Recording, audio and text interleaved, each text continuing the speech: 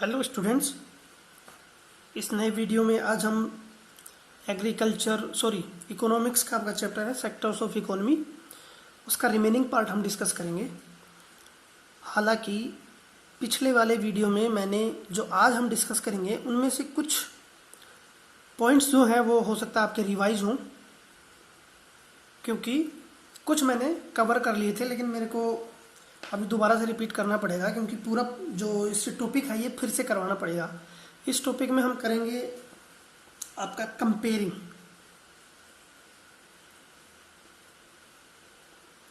Comparing the three sector, तीनों sector की compare करके मैं आपको बताऊंगा।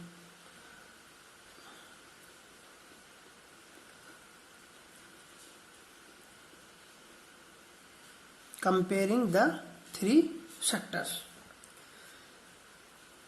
अब कंपेयरिंग द थ्री सेक्टर को शुरू करने से पहले आपको कुछ प्रीवियस लेक्चर की कुछ बेसिक चीज़ें देखो। हमने सेक्टर्स डिस्कस कर लिए, तीनों इंपॉर्टेंट सेक्टर, प्राइमरी, सेकेंडरी और टर्शियरी। तीनों सेक्टर डिस्कस करने के बाद में अब हम कंपेयर करेंगे। कंपेयर करने के लिए हमें जरूरत पड़ेगी किसकी? काउंट की, या मेजर करने की जरूरत पड़ेगी। और हम बात करें तो हमें मेजर करना पड़ेगा कि किस सेक्टर में से कितनी फाइनल गुड्स और सर्विसेज प्रोड्यूस हो रही है।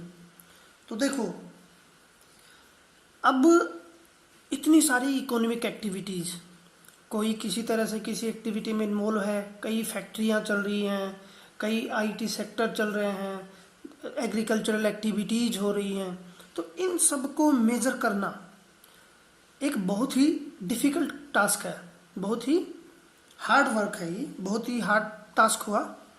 इसको करने के लिए गवर्नमेंट ऑफ इंडिया की तरफ से एक रेस्पॉन्सिबल मिनिस्ट्री है, that is ministry of statistics and programme implementation.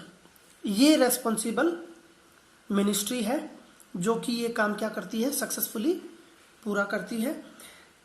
ये किसकी हेल्प से करती है? ये भी किसी की हेल्प लेती है, जैसे CSO, central statistics office, CSO।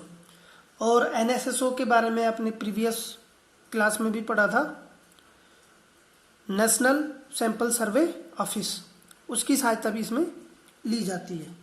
और इसके अलावा वेरियस डिपार्टमेंट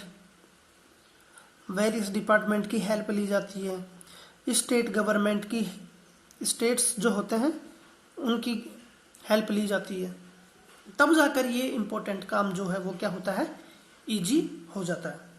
अब देखने में तो ये हार्ड लगता है, लेकिन इसका कुछ फ्रेमवर्क होता है, कुछ सिस्टम होता है, कुछ क्राइटेरिया होता है, उसके आधार पर इसको आराम से मेजर करना या काउंट करना आसान हो जाता है। अब मेजर कैसे किया जाता है, क्या किया जाता है? देखो, इसमें मेजर किया जाता है फाइनल गुड्स एंड सर्विसेज।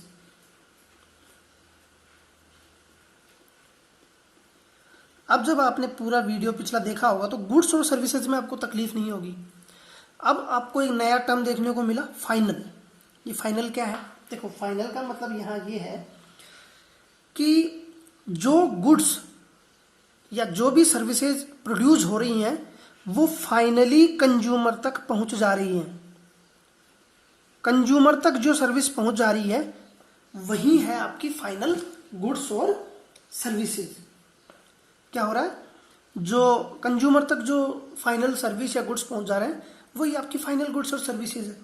अब और भी आसान शब्दों में हम इसको सीखेंगे एग्जाम्पल की सहायता से, क्योंकि जब हम इन सारी गुड्स और सर्विसेज को ऐड करते हैं तब जाकर हमें प्राप्त होता है GDP। आप GDP की डेफिनेशन अच्छे से जानते होंगे, नहीं भी जानते हो तो हो सकता है मैंने प्रीवियस वीडियो में आपको बताया हो, नहीं भी बताया हो तो यहाँ बताना जरूरी है, मैं आपको फिर से बता देता हूँ। GDP की फुल फॉर्म होगी ग्रोस डोमेस्टिक प्रोडक्ट लिख देता हूं यहां, gross domestic product, that is GDP, सकल घरेलू उत्पाद। जीडीपी में क्या होता है, जीडीपी में लिया जाता है final goods and services, final goods और सर्विसेज की क्या ली जाती है, वैल्यू। याद रखना, एक एक चीज को यहां नोटिस करना है, value, the value of final goods and services.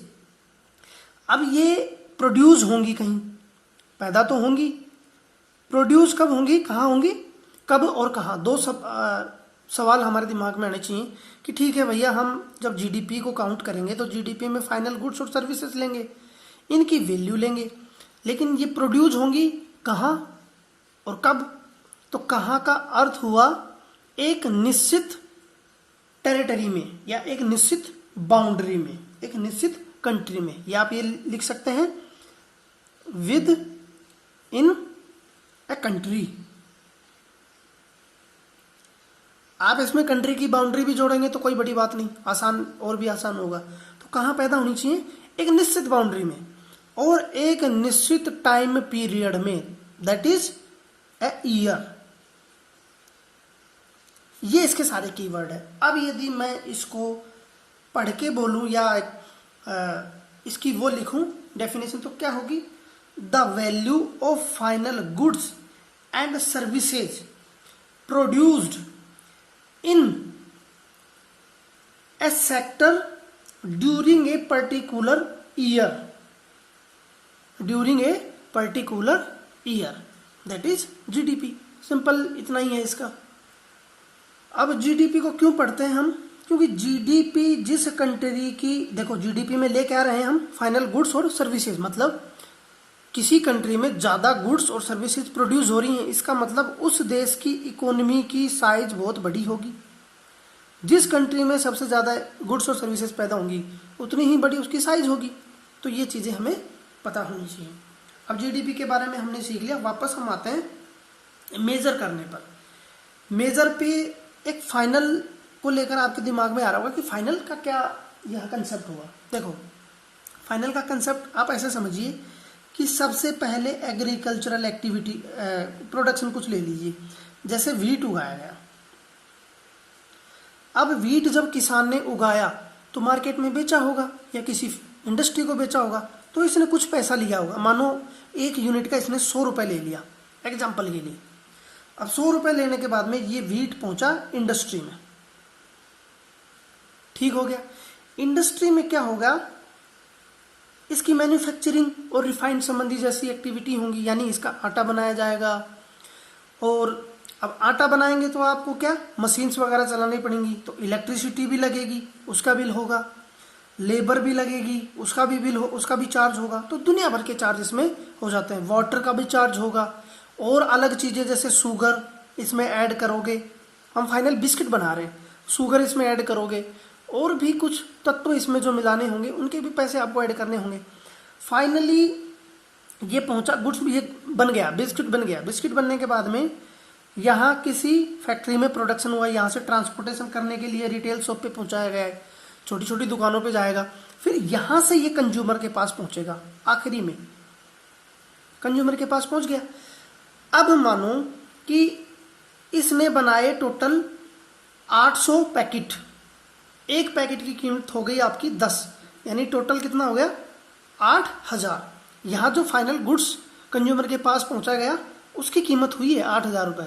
800 packet पहुंचे और 10 एक की कीमत है 8000, उसका टोटल वैल्यू हो गया। हम एग्जाम्पल समझ रहे हैं। अब वापस आइए, अब यदि इसमें ये 100 रुपये दोबारा फिर इसमें ऐड करें, जब हम ऐड कर रहे हैं कहाँ, क्या कर रहे हैं, गुड्स और सर्विसेज की वैल्यू। तो देखो एक बार तो यहाँ 800 ऐड करेंगे, फिर यहाँ 100 ऐड करेंगे, शुगर जहां से पैदा हुई होगी, शुगर केन हुआ होगा, उसकी वैल्यू ऐड करेंगे। तो आप सोचो कि कितनी वैल्यू हो जाएगी। इसीलिए बोला गया है फाइनल गुड्स एंड सर्विसेज की वैल्यू, मतलब इन सबको नहीं ऐड किया जाएगा, फाइनली ऐड किया जाएगा जो कंज्यूमर कंज्यूम कर रहा है और जो फाइनल उसको मिला है उसमें कितना पैसा खर्चा आ रहा है, उसमें वो सब चीजें आ जाएंगी। इंडस्ट्री में कितना पैसा खर्च हुआ, ट्रांसपोर्टेशन में कितना पैसा खर्च हुआ, प्राइमरी सेक्टर में कितना पैसा खर्च हुआ, वो सारा मिलाकर ही तो इतना पैसा खर्च हुआ है। तो इसी को फिर फाइनली ऐड कर लिया जाएगा और इन्हीं सभी जितनी भी इंडस्ट्री हमारी हैं उनको जोड़कर क्या निकाल दिया जाता है, फाइनल वैल्यू। ये होता है फाइनल गुड्स और वैल्यू। अब आपको समझ में आया होगा।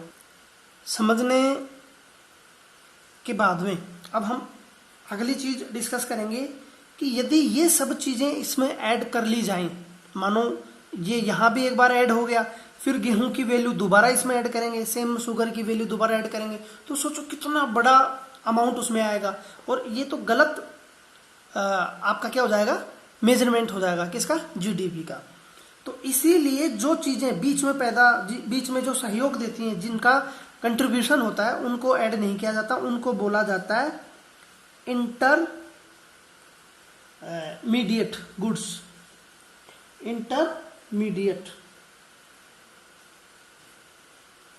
गुड्स यानी ये सारी इंटरमीडिएटरी सर्विसेज हो गई, इनको इसमें ऐड नहीं किया जाएगा। हमें कैलकुलेशन करनी है फाइनल गुड्स और सर्विसेज की वैल्यू की। अब एक चीज और, इसमें हमेशा जब भी जीडीपी का मेजरमेंट करेंगे या जीडीपी को असेस करेंगे तो उसमें वैल्यू को लिया जाएगा, वैल्यू को ऐड किया जाएगा, ना कि काउंट को, यानी संख्या नहीं ली जाएगी। जैसे एग्जांपल यहां हम इसी पे आ जाइए, आप 800 पैकेट है, 10 रुपए का एक है, तो हम यहाँ काउंट 800 नहीं लेंगे, हम 8000 लेंगे। क्यों?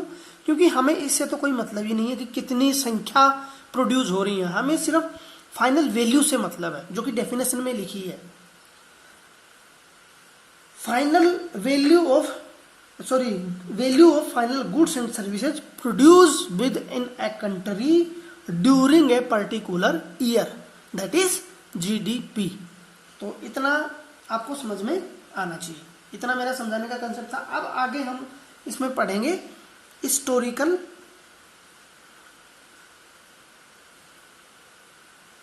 चेंज किसमें, इन सेक्टर्स, कि सेक्टर में कैसे कैसे हिस्टोरिकल चेंजेस आए। हालांकि मैंने इतनी सब चीजें प्रीवियस वीडियो में शायद कवर कर ली, कितनी आपके पास पहुंच पाई इसको मैं एग्जैक्टली एसेस नहीं कर पाया, इसलिए मेरे को कई चीजें रिपीट करनी पड़ रही हैं। अब इसमें हम देखते हैं कि किस तरह से सेक्टर स्पेसिफिक चेंजेस आए। तो इसमें देखेंगे हम कि इनिशियली जब ह्यूमन बीइंग्स का ओरिजिन हुआ, या शुरू में जब इकोनॉमी जैसी चीजों को असेस किया जाने लगा, उस समय डोमिनेंट जो सेक्टर था that is primary sector. Primary sector, लगता है इसका इंक खत्म हो गया। देखो प्राइमरी सेक्टर कैसे होगा, देखो शुरू में जब आदमी छोटी मोटी एक्टिविटीज करता था, इकोनॉमिक एक्टिविटी करता था, उस समय ना तो किसी प्रकार के बड़ी बड़ी फैक्ट्रियां हुआ करती थी, ना ही ट्रांसपोर्टेशन जैसी व्यवस्था थी। आईटी सेक्टर, जिसमें कि आज इंडिया लीडिंग कंट्री है, ये सब फैसिलिटी नहीं थी। कंप्यूटर का जमाना नहीं था, इंटरनेट नहीं थी, इलेक्ट्रिसिटी जैसी बेसिक सुविधाएं नहीं हुआ करती थी। उस समय जो लीडिंग सेक्टर था या जो डोमिनियंट सेक्टर था वो कौन सा था, प्राइमरी सेक्टर। किसका, इकोनॉमिक एक्टिविटीज का।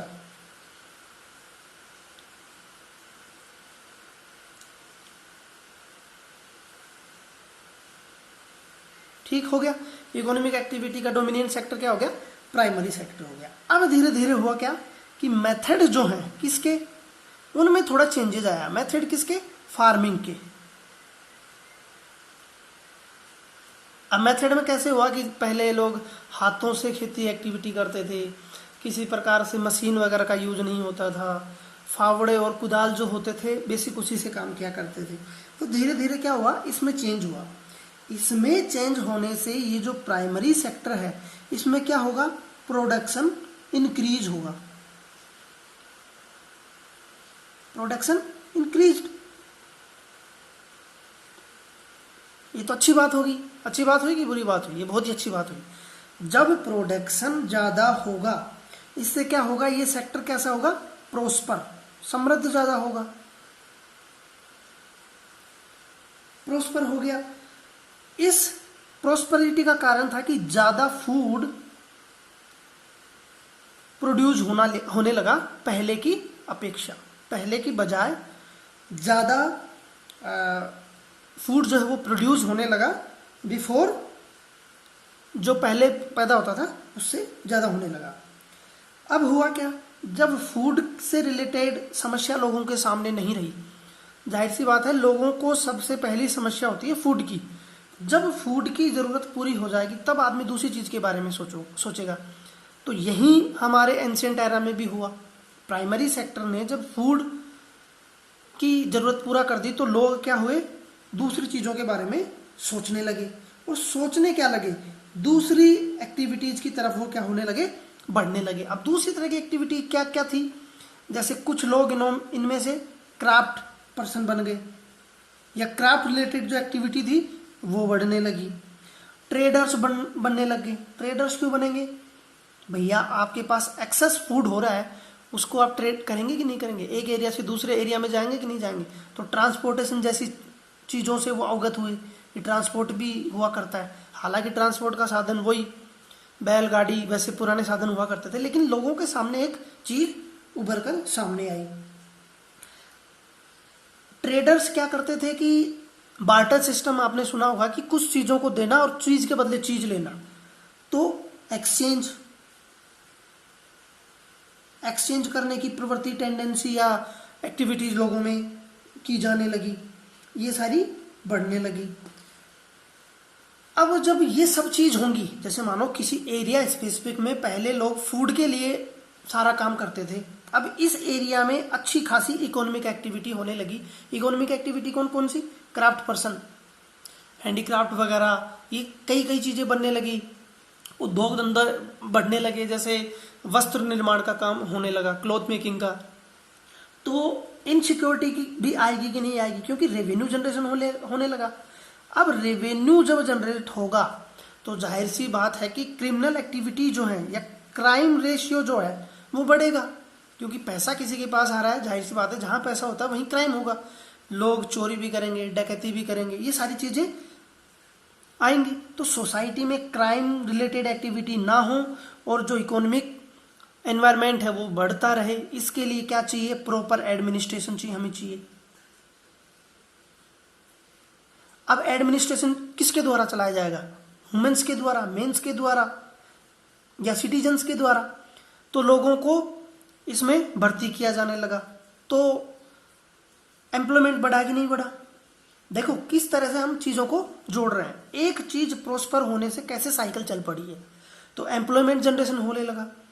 अब एडमिनिस्ट्रेशन के साथ आप आर्मी, पुलिस और भी कई चीजें, सोशल सर्विस जो है उनकी जरूरत पड़ेगी। तो इन सब चीजों के लिए आपको क्या जरूरत पड़ेगी, ह्यूमन बीइंग की। और ह्यूमन बीइंग को यदि आप काम करवाएंगे तो कुछ आपको रेमिटेंस देना पड़ेगा, कुछ पैसा देना पड़ेगा, कुछ रिम्यूनरेशन देना पड़ेगा। तो जाहिर सी बात है कि इकोनॉमिक एक्टिविटी का एक सर्कुलर चल पड़ा। अब आपको यहां तक समझ में आ गया होगा, इसमें पूरी चीजें आपको समझ में आएंगी, बहुत कुछ क्या काफी कुछ समझ में आ गया होगा। चलो, एक इसकी लिमिटेशन क्या थी, लिमिटेशन क्या, आप इसकी विशेषता भी बोल सकते हैं, लिमिटेशन भी बोल सकते हैं। क्या कि इस समय जो पर्टिकुलर हम बात कर रहे हैं, यहां तक, ये कहां तक की बात कर रहे हैं, जब इंडस्ट्रियल रिवॉल्यूशन नहीं आया था, यानी 15 सेंचुरी की पहले की सारी बातें हैं ये। इससे पहले, यानी उससे पहले जब इंडस्ट्रियल रिवॉल्यूशन नहीं आया था, उससे पहले सारी जो प्रोडक्शन होता था, किसका, गुड्स का, वो कहां हो रहा है, प्राइमरी सेक्टर में। मींस ज्यादा से ज्यादा लोगों को जो एम्प्लॉयमेंट जनरेट कर रहा है वो कौन सा सेक्टर कर रहा है, प्राइमरी सेक्टर। सबसे ज्यादा रेवेन्यू जनरेट कौन कर रहा है, प्राइमरी सेक्टर। देखो हिस्टोरिकल चेंज हम पढ़ रहे हैं, तो हिस्ट्री में कैसे हुआ, आज क्या है, वो चीजें आपको समझनी तभी आएगी जब पहले की चीज समझ में आएंगी। तो ये कुछ इसकी लिमिटेशन हो गई, यानी इस सेक्टर में एम्प्लॉयमेंट भी ज्यादा था और रेवेन्यू जनरेशन भी ज्यादा था, क्योंकि सारा जो प्रोडक्शन होता था वो कैसा था, नेचुरल प्रोडक्शन पे सारी चीजें बेस्ड थी। क्राफ्ट पर्सन भी मिट्टी से बनाया जाता था, नेचुरल चीज़ें हो गई। इसके अलावा एग्रीकल्चरल जो ट्रेड व्यापार होता था वो भी इसी से होता था। तो ये चीज़ें आपके समझ में आनी चाहिए थी। अब आगे बढ़ते हैं। इसके कुछ समय बाद में नए मेथड इंट्रोड्यूस हुए, न्यू मेथड्स। ध्यान दीजिएगा, एक मेथड पहले भी आ चुके हैं। अब ये जो नए मेथड्स हैं ये फार्मिंग के साथ साथ एक और सेक्टर को ये वो कर रहे हैं। दूसरा सेक्टर कौन सा अपने आप में सम्मिलित कर रहे हैं? मैन्युफैक्चरिंग। अब मैन्युफैक्चरिंग कब बढ़ेगी? इसमें कोई सोचने वाली बात ही नहीं है। मैन्युफैक्चरिंग कब होगी? जब फैक्ट्री एस्टेब्लिश होंगी। फैक्ट्री बोलो या आप इंडस्ट्री बोलो। अब आपको अच्छे से पता है कि फैक्ट्री और इंडस्ट्री का दौर कब आया?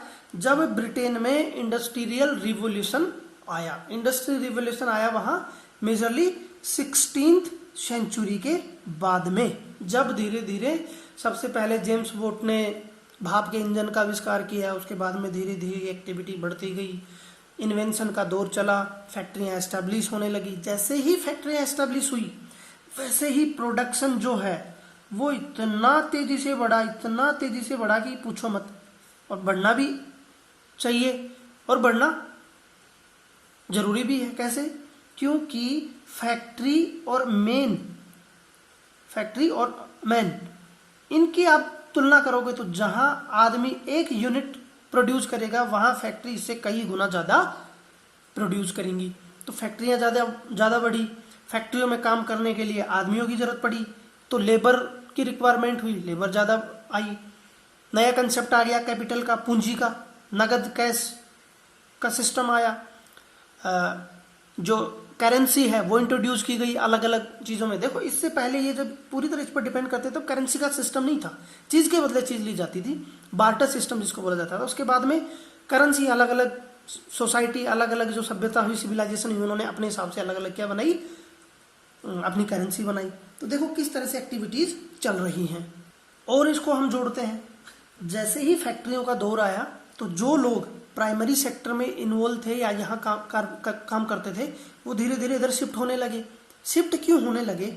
जो सेकेंडरी सेक्टर है, सेकेंडरी सेक्टर मतलब मैन्युफैक्चरिंग सेक्टर, उसके लिए रॉ मटेरियल सिर्फ और सिर्फ प्राइमरी सेक्टर से ही आएगा। ये हमेशा ध्यान रखना। प्राइमरी सेक्टर चाहे एग्रीकल्चरल एक्टिविटी हो, आपकी फिशरीज हो, माइनिंग हो, ये सब चीजें यहीं से होती थी। तो जो रॉ मटेरियल था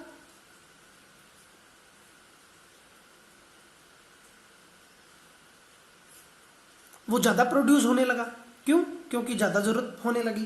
तो लोग धीरे धीरे अपने आप को दूसरे सेक्टर से जोड़ते चले गए। और आप यहाँ एक चीज देख रहे होंगे कि किस तरह से प्राइमरी सेक्टर से लोगों का शिफ्टिंग सेकेंडरी सेक्टर की तरफ हो रहा है।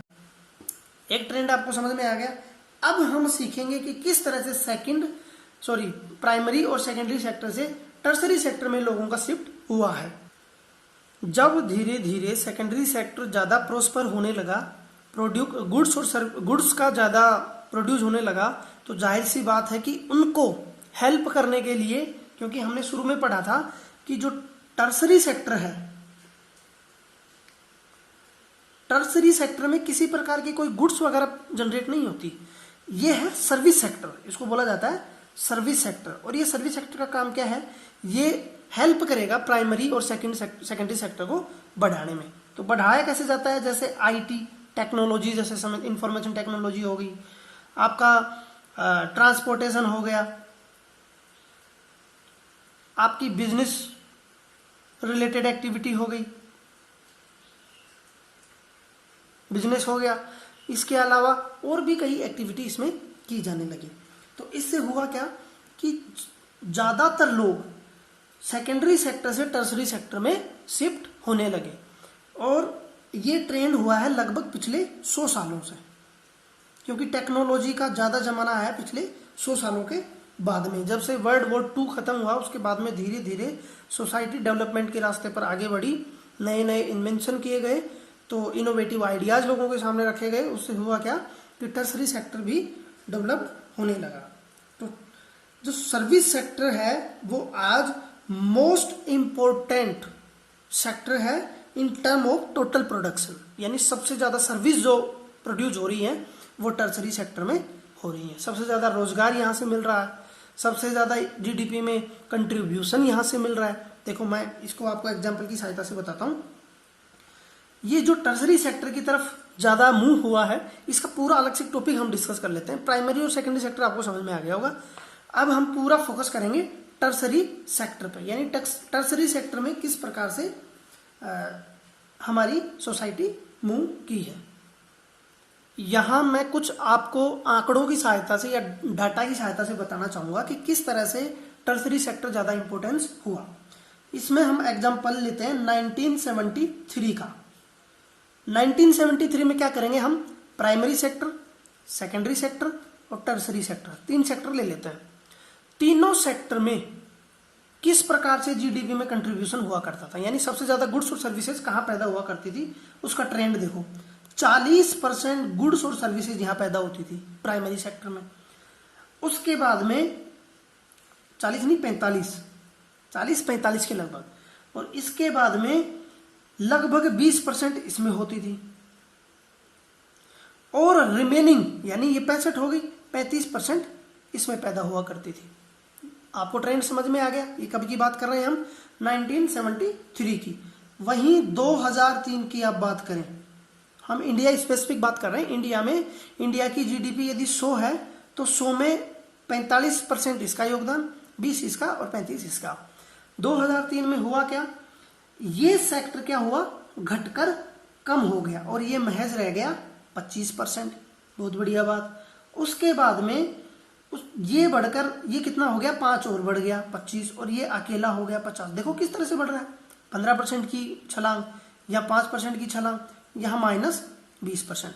आज पर्टिकुलर 2019 की हम बात करें, 19-20 की, क्योंकि आज की बात भी हमें पता होनी चाहिए। तो आज जो है वो सबसे कम कंट्रीब्यूशन जो है वो इस सेक्टर का रह गया। देखो ये लीडिंग सेक्टर था पहले, 1973 की बात कर रहे हैं, उससे पहले तो और भी 100% एक्टिविटी इसी से होती थी। आज के टाइम में लगभग 17% कंट्रीब्यूशन है इसका जीडीपी में। मतलब यदि हमारे देश की जीडीपी 100 है तो 100 में से 17% चीजें इसमें से आ रही हैं। उसके बाद में ये सेकेंडरी सेक्टर जो है ये लगभग हो रहा है, और ये हो रहा है लगभग 54%। तो देखो किस तरह से चेंजेस होते जा रहे हैं। अब एक चीज और, ये जो ट्रेंड है कौन सा, shifting from primary sector to secondary और टर्सरी सेक्टर, ये अच्छा साइन होता है किसी भी इकोनॉमी के लिए, किसी भी देश की इकोनॉमी के लिए। कैसे, डेवलप्ड जो नेशन है, डेवलप्ड और डेवलपिंग का कंसेप्ट तो आपको पता होगा। जो डेवलप्ड नेशन है, जो पूरी तरह से डेवलप्ड है, जहां बेसिक अम्यूनिटीज सभी लोगों को इक्वली प्रोवाइड है, सारे राइट्स, सारी प्रकार की जो विशेष प्रिविलेजेस जो दिए जाते हैं सोसाइटी में, वो सारी डेवलप्ड कंट्री में ज़्यादा दिए जाते हैं। तो डेवलप्ड कंट्री में क्या है कि ज़्यादा से ज़्यादा जो जीडीपी में कंट्रीब्यूशन मिलता है वो थर्ड और सेकेंडरी सेक्टर से मिलता है। यानी डेवलप्ड कंट्री की यह निशानी हुई कि जिस इकोनॉमी में या जिस कंट्री में सबसे ज़्यादा कंट्रीब्यूशन इन सेक्टर का होगा, इसका मतलब वो डेवलप्ड है। तो इंडिया भी देखो किस तरह से धीरे धीरे उसकी तरफ बढ़ रहा है। तो हम बोल सकते हैं कि इंडिया भी डेवलपिंग से डेवलप्ड नेशन की ओर अग्रसर है। अब हमने यहाँ एक एस्पेक्ट तो डिस्कस कर लिया रेवेन्यू का कि भाई कितना कंट्रीब्यूशन है, लेकिन एक चीज और हम इसमें डिस्कस करेंगे, दैट इज एम्प्लॉयमेंट। कि ठीक है कोई सेक्टर अच्छा खासा रेवेन्यू जनरेट कर रहा है, लेकिन वो क्या उस हिसाब से एम्प्लॉयमेंट लोगों को दे रहा है, तो ये हमारा एक दूसरा सेक्टर होगा। उससे पहले हम एक चीज डिस्कस करेंगे कि जो टर्सरी सेक्टर बढ़ रहा है, मतलब राइजिंग ऑफ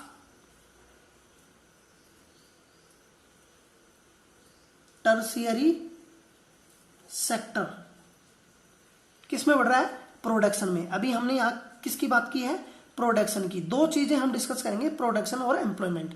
अभी हमारा पूरा फोकस प्रोडक्शन पे है।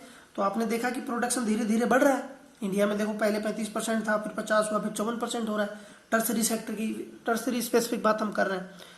तो प्रोडक्शन जो बढ़ रहा है, इसका कारण क्या है, क्यों बढ़ रहा है ये, वाई, क्या कारण है ऐसा? तो इन कारणों को हम एक एक डिस्कस करेंगे। इसमें बेसिक होंगे 4 कारण हम इसमें डिस्कस करने जा रहे हैं। पहला जो पॉइंट होगा वो होगा इसमें बेसिक सर्विसेज रिक्वायर्ड। देखो हुआ क्या है कि धीरे धीरे इकोनॉमी का साइज बढ़ा है, इकोनॉमिक एक्टिविटीज बढ़ी हैं, तो लोगों का जो इनकम लेवल है वो बढ़ा है, इनकम लेवल बढ़ा है। इनकम लेवल बढ़ने से लोगों की एस्पायरेशंस, इच्छाएं, डिजायर्स बढ़ी हैं।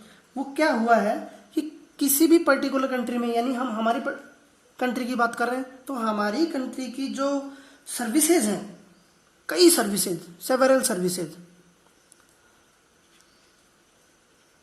सेवरल सर्विसेज जिनको लोग क्या मानते हैं, रिक्वायर्ड मानते हैं कि ये चीजें आज हमें जरूरी है, और ये सारी सर्विसेज किसी भी देश के नागरिक को उस देश का नागरिक होने के नाते मिलनी ही चाहिए। वो सर्विसेज कौन कौन सी हैं? जैसे लोगों को हेल्थ की सर्विस चाहिए, तो लोगों की डिमांड होती है कि अच्छे हॉस्पिटल आप बनाओ। तो हॉस्पिटल या हेल्थ एक सर्विस है, तो सर्विस सेक्टर में इजाफा होगा। क्योंकि यदि हम डेटा देखें तो पहले के मुकाबले आज जो हमारी लाइफ एक्सपेक्टेंसी रेट जो है वो बढ़ी है। पहले हमारी लाइफ एक्सपेक्टेंसी जो रेट थी वो महज 50 से 55 साल थी, और आज हमारी जो जीवन प्रत्याशा रेट है वो 65 ईयर्स है। इसका मतलब क्या हुआ? मतलब पहले ये ऑन एन एवरेज ये माना जाता था कि पूरी पॉपुलेशन की जी एवरेज लगाई जाए तो पॉपुलेशन के जो लोग हैं वो 50 से 55 साल जीवित रहते हैं, लेकिन वो बढ़कर आज कितनी हो गई? 65 साल। कारण क्या है? हॉस्पिटल जैसी सुविधाएं, मेडिसिन जैसी सुविधाएं अच्छी मिली हैं, एक कारण ये हो गया। दूसरी सर्विस क्या होगी? Educational institution. Educational institution, educational के क्षेत्र में भी हमारे देश में काफी ग्रोथ हुई है।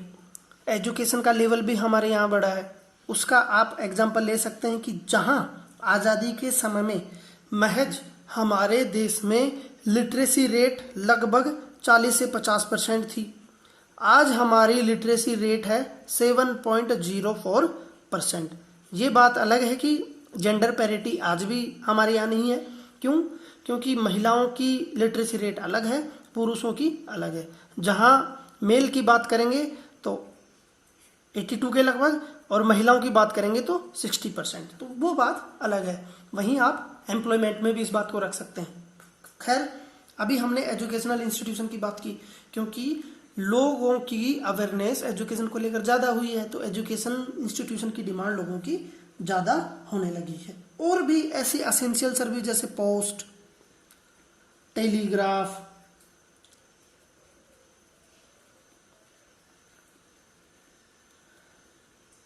पुलिस स्टेशन,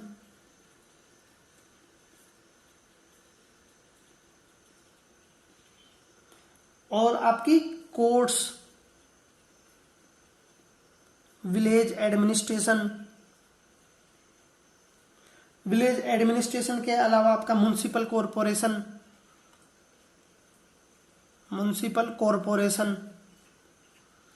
और भी आप चीजें इसमें जोड़ सकते हैं जैसे डिफेंस रिलेटेड, डिफेंस हो गया, ट्रांसपोर्ट हो गया, और bank insurance.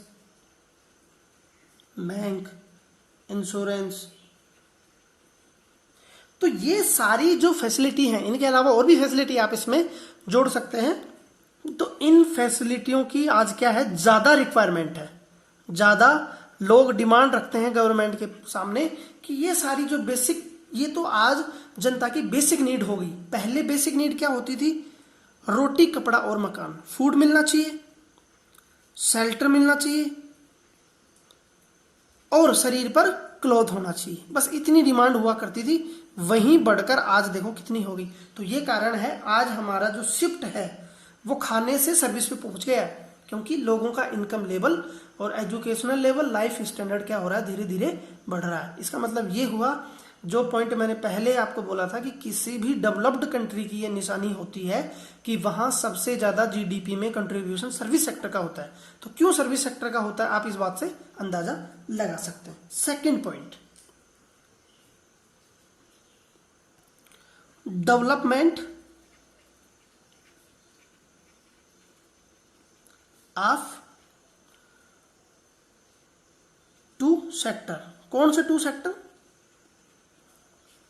Primary as well as secondary. दोनों सेक्टरों में अच्छा खासा ग्रोथ देखने को मिला। यह भी एक कारण है कि सर्विस सेक्टर बढ़ रहा है। वो कैसे? कुछ नहीं, पिछली सारी चीजों को यहां हम जोड़ते चले जाएंगे। देखो, प्राइमरी सेक्टर में अच्छी खासी एग्रीकल्चरल प्रोडक्शन होने लगा है। कारण क्या है? Innovative idea, innovative methods, technological support,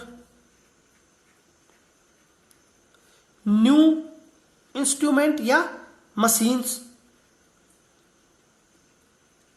और नए नए जैसे फर्टिलाइजर्स, आपकी पेस्टिसाइड्स और आपका हाई इल्ड वैरायटी सीड्स का इस्तेमाल होने से क्या हुआ है? प्रोडक्शन लेवल बढ़ा है। अब जब प्रोडक्शन लेवल बढ़ेगा, रॉ मटेरियल ज्यादा अवेलेबल होगा, तो सीधी सी बात है कि सेकेंडरी सेक्टर भी ग्रो करेगा। हिस्टोरिकल चेंजेस में हमने पढ़ा था, तो सेकेंडरी सेक्टर भी बढ़ रहा है। अब सेकेंडरी सेक्टर जब बढ़ेगा तो जाहिर सी बात है कि गुड्स और प्रोडक्शन खूब होंगी।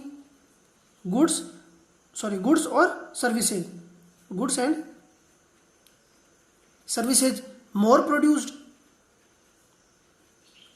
अब जब ये ज्यादा प्रोड्यूस्ड होंगी, फैक्ट्रियों में खूब अच्छी खासी मात्रा में माल बनेगा, तो उसको ट्रांसपोर्टेशन चाहिएगा कि नहीं चाहिएगा? अब ट्रांसपोर्टेशन कहाँ आएगा? सर्विस सेक्टर में। रिटेल शॉप की जरूरत पड़ेगी कि नहीं पड़ेगी? रिटेल शॉप कीपर जो होता है, जो सर्विस प्रोवाइड करता है, वो कहाँ पहुंचेगा? यहाँ पहुंचेगा। इन सारी एक्टिविटी से इनकम लेवल बढ़ेगा कि नहीं बढ़ेगा लोगों का? जब इनकम लेवल बढ़ेगा तो जाहिर सी बात है कि लोग जो है वो ज्यादा सर्विसेज को अक्वायर करने की कोशिश करेंगे और सरकार के सामने डिमांड रखेंगे। कारण यही है कि इन सब डिमांडों की वजह से क्या हो रहा है? ये सेक्टर बढ़ रहा है। वहीं एग्रीकल्चरल एक्टिविटी बढ़ेगी तो स्टोरेज की फैसिलिटी आपको चाहिए, कोल्ड स्टोरेज जैसी फैसिलिटी। समय पर डिलीवर नहीं हो पाएगा तो पेरिशेबल जो आइटम होगा उनके लिए आपको स्टोरेज चाहिए। स्टोरेज के क्या है? एक प्रकार की सर्विस है, तो सर्विस सेक्टर का कंट्रीब्यूशन ज्यादा बढ़ेगा। तो ये सारी चीजें आप इसमें जोड़ सकते हैं और इसको लंबा हम कर सकते हैं, लेकिन ज्यादा लंबा करेंगे नहीं।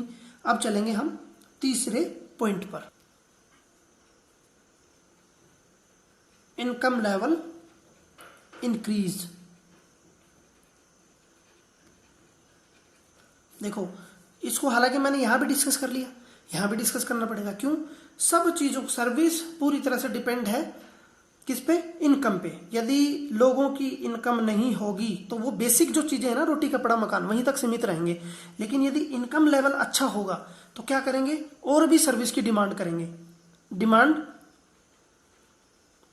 बढ़ेगी किसके लिए? सर्विसेज के लिए।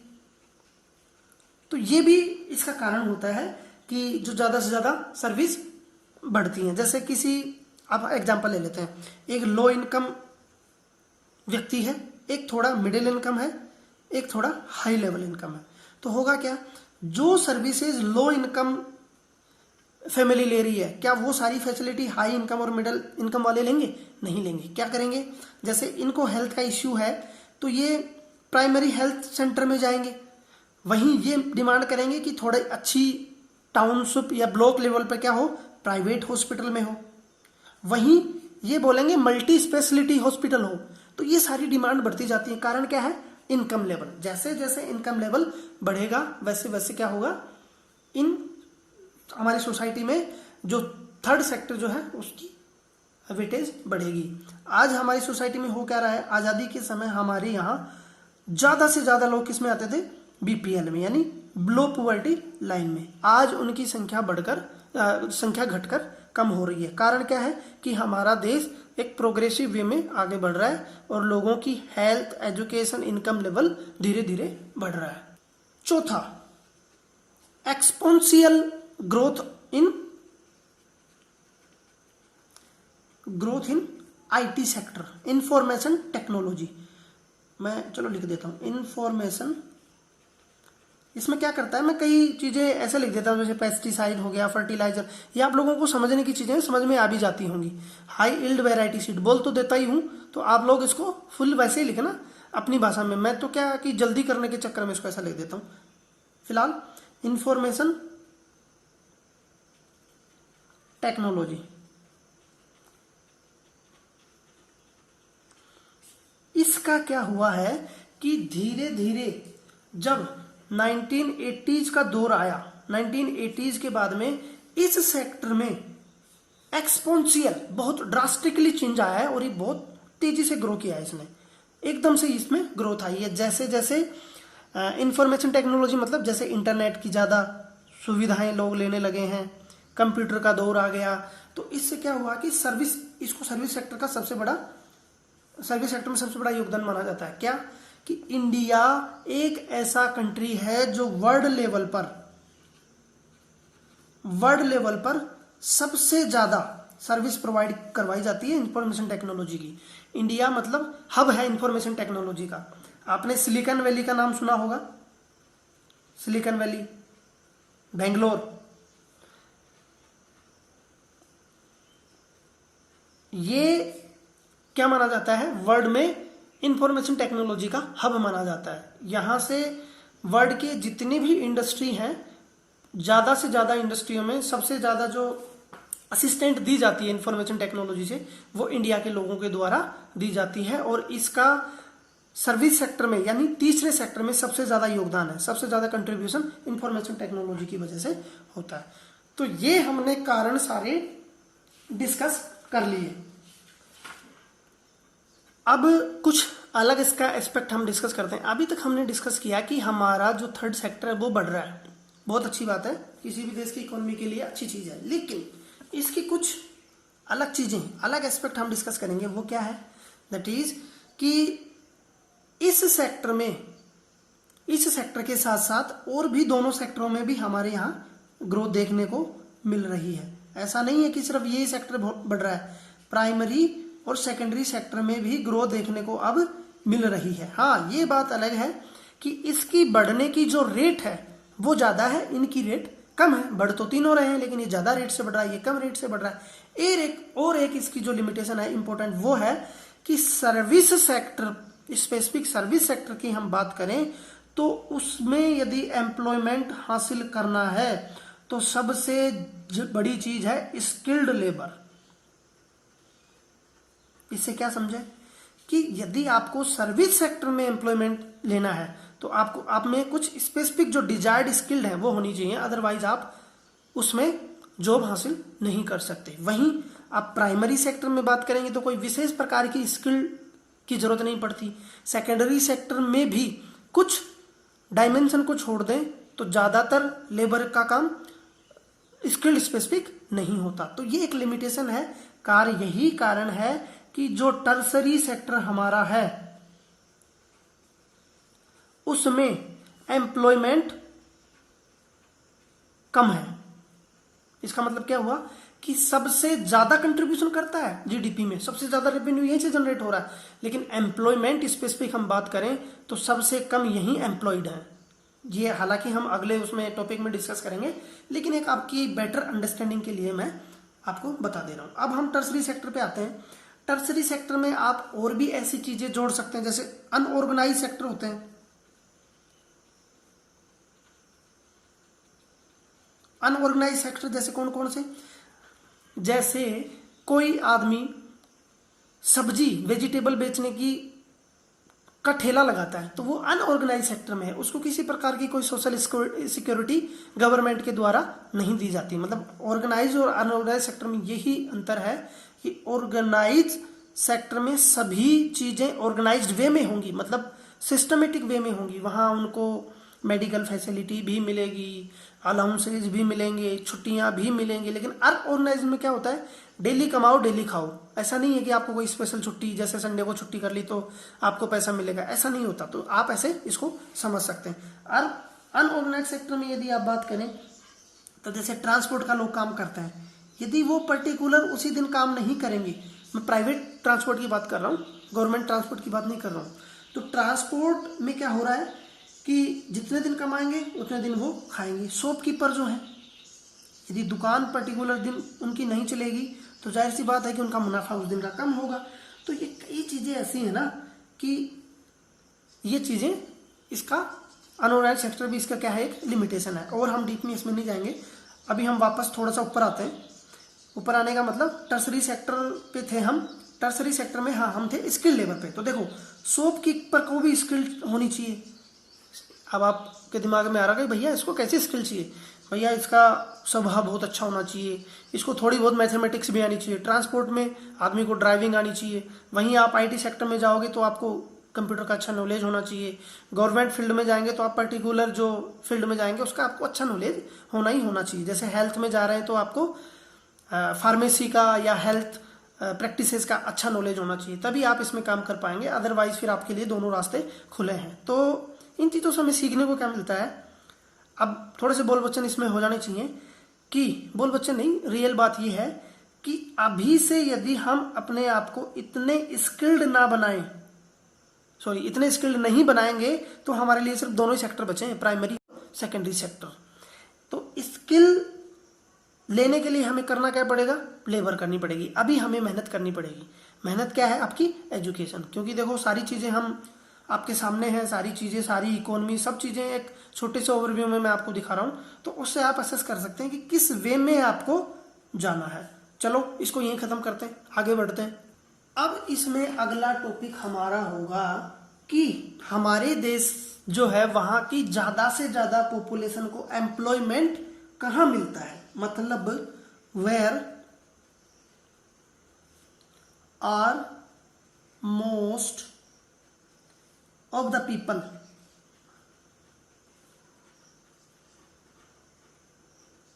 ये पूरी तरह खत्म हो गया, इसको हम रिटायर कर देते हैं ना। People employed. मैं क्या करता हूँ, अलग अलग कलर का इस्तेमाल इसलिए करता हूँ ताकि थोड़ा अट्रैक्टिव लगे ना। वैसे अट्रैक्टिव तो तभी होगा जब आप मेहनत इसमें अच्छे से करेंगे, इसमें से कुछ सीखेंगे, तभी मेरे लिए अट्रैक्टिव होगा, अदरवाइज कुछ नहीं। चलो बहुत सी चीज़ें हम सीख चुके हैं। इस टॉपिक को जो हम डिस्कस कर रहे हैं, कई चीज़ें हम डिस्कस कर चुके हैं ऑलरेडी, लेकिन कैसे चीज़ों को कोरिलेट करना यही तो सीखना है हमें। चलो सोशल स्टडी में क्या है, सोशल स्टडी एक ऐसा साइंस है जिसमें आपको सारे एस्पेक्ट लेके चलने हैं। आपको ज्योग्राफी भी लेनी है, हिस्ट्री भी लेनी है, इकोनॉमिक एस्पेक्ट भी लेना है, सिविक्स, पॉलिटिकल, एडमिनिस्ट्रेशन भी आपको लेना है। इन सब चीज़ों को आपको कोरिलेट करना है।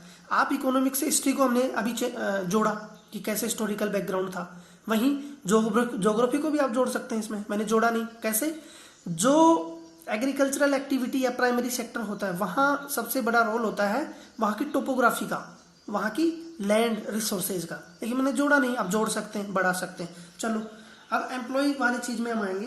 तो एम्प्लॉयमेंट का सबसे पहले हम डिस्कस करेंगे आज़ादी के समय का ट्रेंड। उस समय क्या था कि एम्प्लॉयमेंट का क्या ट्रेंड था। देखो एम्प्लॉयमेंट 1973 की मैं बात कर रहा हूँ। 1973 में क्या था कि लगभग 75% लोग प्राइमरी सेक्टर में क्या करते थे, जॉब हासिल करते थे। और लगभग इतना ही परसेंट या तो कुछ इससे कुछ परसेंट क्या हो जीडीपी में कंट्रीब्यूशन था। वहीं प्राइमरी सेक्टर में समझ में आ गया। सेकेंडरी सेक्टर की आप बात करेंगे तो महज 10% लोग इसमें थे सेकेंडरी सेक्टर में, यानी फैक्ट्री वगैरह का दौर इतना चला तो था लेकिन बढ़ नहीं पाया था सेकेंडरी। वहीं अब बात करेंगे तो 15% बच गया, वो आपका बच गया टर्सरी सेक्टर में। ठीक हो गया। अब हम अगली बात करते हैं 2000 की। 2000 में क्या हुआ, 2000 में ये जो रेशियो है ना ये घटकर हो गया 60%, यानी 60% लोग ही एग्रीकल्चरल एक्टिविटी में इन्वॉल्व थे। ये अच्छा है या बुरा है? देखो बढ़ती हुई इकोनॉमी के लिए तो अच्छा है, लेकिन कुछ इसके डिसएडवांटेज भी होते हैं, देखेंगे आगे। चलो दूसरा, सेकेंडरी सेक्टर के लोगों की संख्या में ज़्यादा परिवर्तन नहीं हुआ और ये कितना हो गया, लगभग 25%। ये किस में हो गया, सेकेंडरी सेक्टर में। अब बचा कितना, 15%। इसमें थोड़ा सा करेक्शन गलत कर दिया मैंने, ये 15% ही रहा, इसमें किसी कोई प्रकार का चेंज नहीं हुआ, और ये बढ़कर हो गया 25%। ये थर्ड सेक्टर इसमें बढ़ा, 2000 में हो गया। आज की हम बात करें, कब की? 2019 की। तो 2019 में एम्प्लॉयमेंट का हिसाब किताब ये है कि 53% लोग तो हैं एग्रीकल्चरल एक्टिविटी में, आज भी मोर देन हाफ लोग जो हैं वो पूरी तरह से खेती से संबंधित एक्टिविटी पर ही निर्भर करते हैं। 29% लोग जो हैं वो सेकेंडरी सेक्टर या मैन्युफैक्चरिंग या इंडस्ट्री में इन्वॉल्व हैं। उसके बाद में लगभग 18 से 20% लोग किसमें हैं? टर्सरी सेक्टर में। अब आप देखो कितनी बड़ी आयरनी है कि 18% लोग ही इन्वॉल्व हैं इस सेक्टर में, लेकिन कंट्रीब्यूशन देखो कितना परसेंट दे रहा है? 54% इकोनॉमी की जीडीपी में।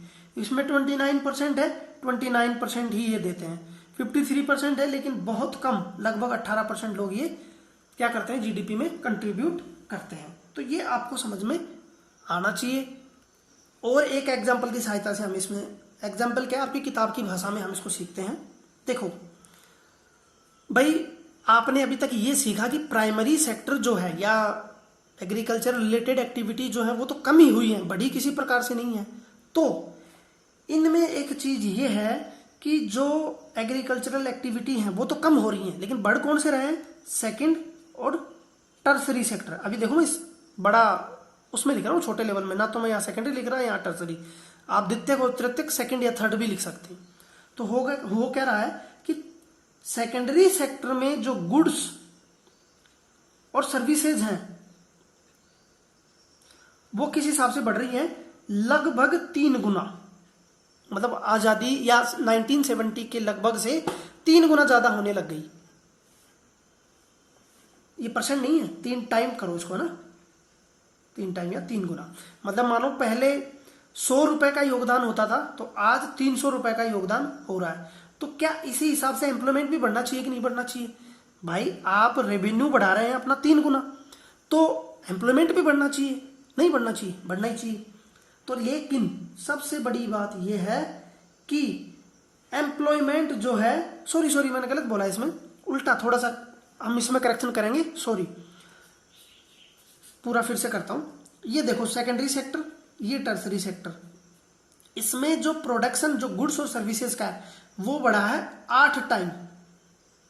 मींस पहले मानो ये प्रोड्यूस करते थे 100 रुपए का आइटम, आज ये कर रहे हैं 800 रुपए का। अब ये मानो कि उस समय जब ये 100 रुपए प्रोड्यूस करते थे तो मानो 10 आदमियों को रोजगार देते थे, तो रोजगार की संख्या भी बढ़कर 80 हो जानी चाहिए थी, लेकिन ऐसा नहीं हुआ है। हुआ क्या है? 80 की जगह यहां सिर्फ बढ़े हैं 25 लोग। तो देखो कितना बड़ा है, 10 लोगों की जगह 25 लोग बढ़े हैं एम्प्लॉयमेंट के हिसाब से, और प्रोडक्शन का लेवल ज्यादा हो रहा है। तो देखो इसमें जो रेवेन्यू होगा, जो रेवेन्यू बढ़ा है 8 गुना, वो कितने लोगों के पास में जाएगा? जो पहले से रिच हैं उनके पास में ज्यादा जाएगा। तो हमारी सोसाइटी में इनइक्वलिटी आएगी कि नहीं आएगी? तो हमारी सोसाइटी में इनइक्वलिटी का कारण एक सबसे बड़ा ये है, क्योंकि रिसोर्सेज पे ज्यादा मालिकाना हक लोगों का नहीं है और लेबर बहुत कम रूप से बढ़ाई जा रही है। चलो इसमें आ जाओ। वहीं यदि आप बात करें इस सेक्टर की, तो इस सेक्टर में जो सर्विस और गुड्स हैं वो 11 टाइम्स ज्यादा बढ़ी है, 11 गुना। मतलब 100 पैदा होती थी तो आज उनकी वैल्यू बढ़कर होगी 1100। लेकिन लोगों की, जैसे मानो इस समय 10 लोग एम्प्लॉयड थे, तो सिर्फ इसमें 3 टाइम यानी 30 लोग बढ़े हैं। 10 से बढ़कर कितने हो गए? 30। तो ये भी बहुत बड़ी दिक्कत है। होने कितने चाहिए थे? लगभग 110, उसकी जगह हो रहे हैं 30। तो ये एक सबसे बड़ी इसकी बाउंडेशन। इसका मतलब क्या हो रहा है कि कुछ लोगों के पास में ज्यादा पैसे जा रहे हैं, यानी सर्वांगीण विकास नहीं हो सकता, इसको हम ग्रोथ नहीं बोल सकते। डेवलपमेंट हो रहा है, ग्रोथ नहीं बोल सकते। ग्रोथ और डेवलपमेंट आपको समझ में आना चाहिए। डेवलपमेंट जो है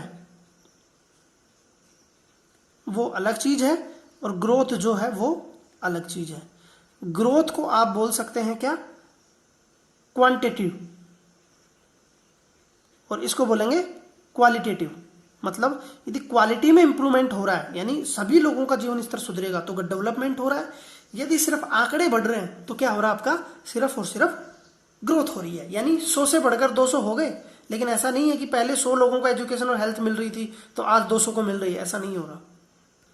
अब इसमें आपको समझ में क्या आया, नया मैंने पेज खोला है, इसमें समझ में क्या आया कि एग्रीकल्चरल या एग्रीकल्चर रिलेटेड अलीड सेक्टर यानी प्राइमरी सेक्टर की हम बात कर रहे हैं, इसमें कितने हैं, मोर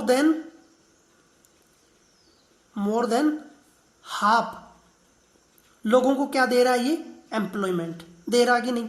यही तो मैं आपको बताते आ रहा हूं कि 53% लोग क्या कर रहे हैं, इसमें काम करते हैं अभी भी।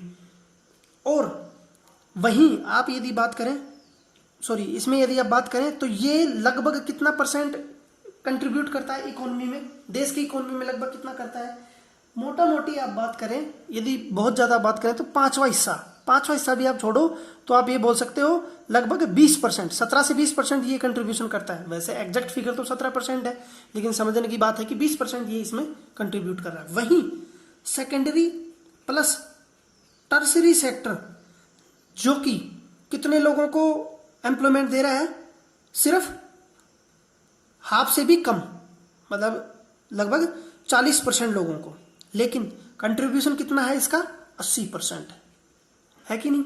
80% इसमें क्या हो रहा है, कंट्रीब्यूशन, किसमें, जीडीपी में। तो इस स्थिति को कैसे सुधारा जा सकता है, ये चीजें आपको समझनी चाहिए। और मैं एक जरा सा हिंट आपको बता देता हूं, इसमें एम्प्लॉयमेंट बढ़े इसके लिए हमारी पॉपुलेशन का कैसा होना जरूरी है, स्किल्ड, एजुकेटेड और हेल्दी। इसके लिए क्या करना चाहिएगा, हमें ऐसे प्रोग्राम, ऐसे ब्रिज कोर्सेज या ऐसे डिप्लोमाज, ऐसी डिग्रीज हमें देनी चाहिए, ऐसी स्किल्ड एक्टिविटी या रिलेटेड जो टैलेंट है वो हमें उन बच्चों में या उन एस्पायरेंट्स में क्या करना है, इनकलकेट करना है, एजुकेटेड करना है उनको, इस प्रकार से एजुकेशन देनी है ताकि उनको अपनी पढ़ाई पूरी करने के बाद में किसी दूसरे सेक्टर में जाने की जरूरत ना पड़े। और ये कब होगा, जब उनमें हेल्थ की सारी चीजें होंगी। मतलब हमें उनको लाइबिलिटीज से एसेट में तब्दील करना है। एसेट कब बनेंगी, जब उनको स्किल देंगे, ट्रेनिंग देंगे, एजुकेशन देंगे और हेल्थ देंगे। तो ये चीजें हमें बदलने की जरूरत है। अब चलो ये बदल दिया हमने और बदल भी लेंगे, लेकिन अब आप इसका यदि समराइज करें तो इसमें आप देख रहे हैं कि एग्रीकल्चर सेक्टर एक ऐसा है, वहां एक प्रकार से अंडर एम्प्लॉयड है। मतलब कि जिस हिसाब से लोग काम कर रहे हैं एग्रीकल्चर सेक्टर में, उस हिसाब से हम रेवेन्यू जनरेट नहीं कर रहे या जीडीपी में किसी प्रकार का कंट्रीब्यूशन नहीं दे रहे, तो ये स्थिति क्या हो गई, अंडर एम्प्लॉयड। मतलब under employed is a hidden condition और हिडन सिचुएशन, जहां होता क्या है कि somebody या someone feel that he is engaged in any type of economic activity but in reality he has no job और no employment। समझ में आ गया।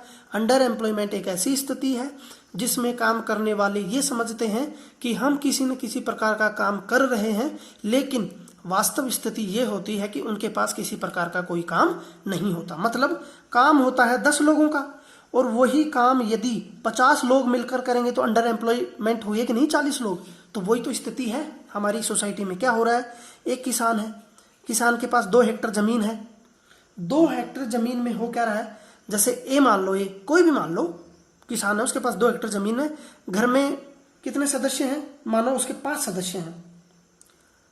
5 सदस्य क्या कर रहे हैं, पूरे साल भर इसी लैंड के टुकड़े पर डिपेंडेंट है, ये बाहर कुछ नहीं करते, इसी पे पूरी तरह वो कर रहे हैं।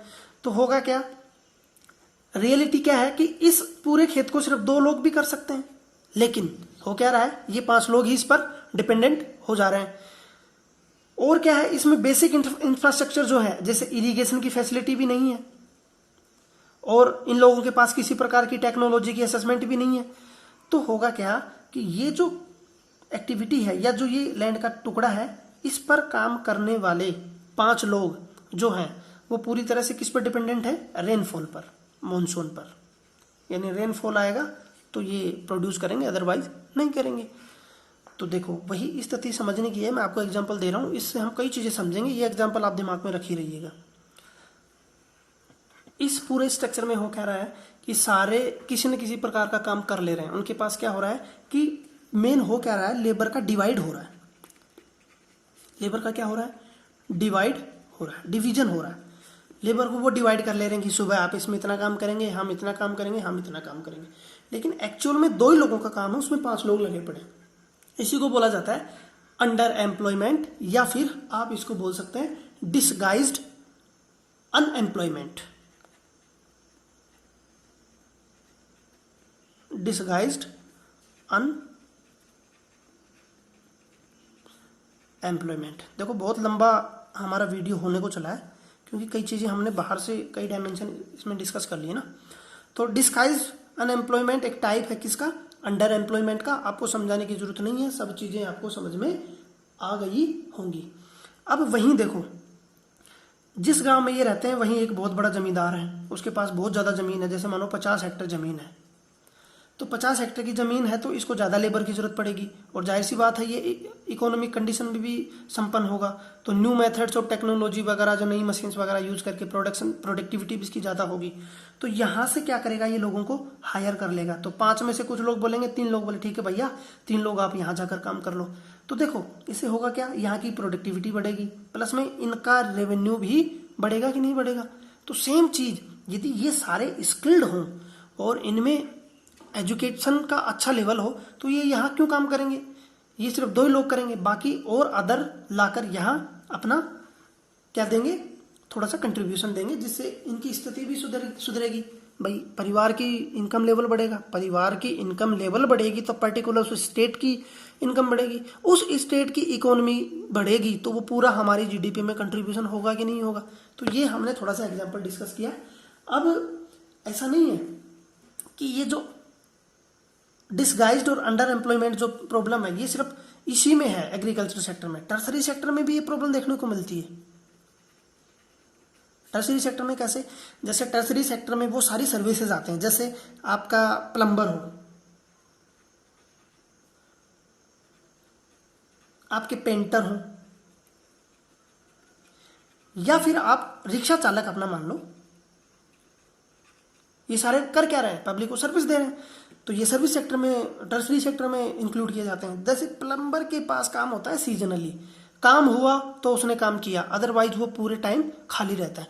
तो यहाँ भी डिसगाइज और अंडर एम्प्लॉयमेंट की सिचुएशन है। यहाँ डिसगाइज नहीं, अंडर एम्प्लॉयमेंट की सिचुएशन पक्का होती है। मतलब ये पूरा दिन अपना बिता देंगे लेकिन कमाने को उनको कुछ नहीं मिलेगा। तो अंडर एम्प्लॉयमेंट की सिचुएशन तो यहाँ भी है, आपको एग्जाम्पल की सहायता से मैंने आपको समझा है। तो ये हमारा जो ट्रेंड है हमारी सोसाइटी में, हमारी कंट्री में, वो हमने डिस्कस किया। अगला हमारा टॉपिक होगा how to create more employment, कि ज़्यादा से ज़्यादा एम्प्लॉयमेंट कैसे हम तैयार कर सकते हैं, वो चीज़ें हम अगले वीडियो में डिस्कस करेंगे। आज के वीडियो में इतना। Thank you very much.